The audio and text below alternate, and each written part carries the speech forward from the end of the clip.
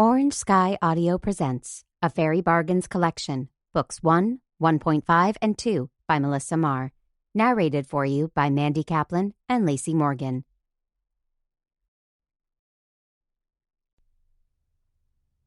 Orange Sky Audio presents The Wicked and the Dead, Faery Bargains Book 1 by Melissa Marr. Narrated for you by Laci Morgan. For Darius the Snake, this book would never exist without your fangs. Chapter 1. Autumn in the South was still both humid and hot. New Orleans was always a wet city. Wet air, wet drizzle, beer-soaked streets, other things spilling out from behind trash bins. Sometimes the heavy air and frequent rain was just this side of too much. Most nights, there was nowhere else I'd rather be. We were a city risen from the ashes, over and over. Plagues, floods, monsters. New Orleans didn't stop, didn't give up, and I was proud of that.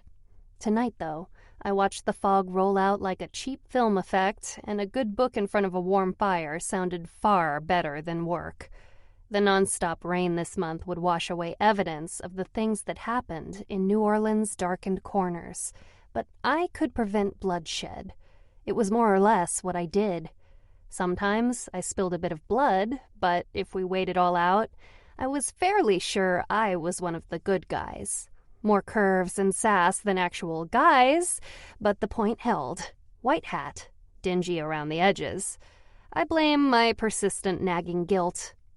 A thump on the other side of the wall made me pause. Could I hurl myself over the wall into Cypress Grove Cemetery? It wasn't the worst idea ever, or even this month, which said more about my life than I'd like to admit.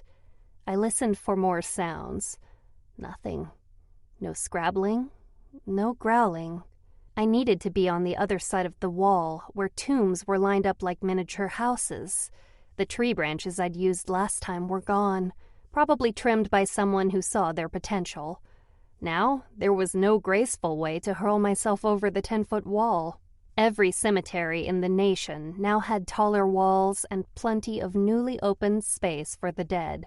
Cemeteries had become stage 1 of the verification of death process. Honestly, I guess graves were better than cold storage at the morgue. The lack of heartbeat made it impossible to know if the corpses would walk again, and those of us who advocated for beheading all corpses were deemed callous. I wasn't sure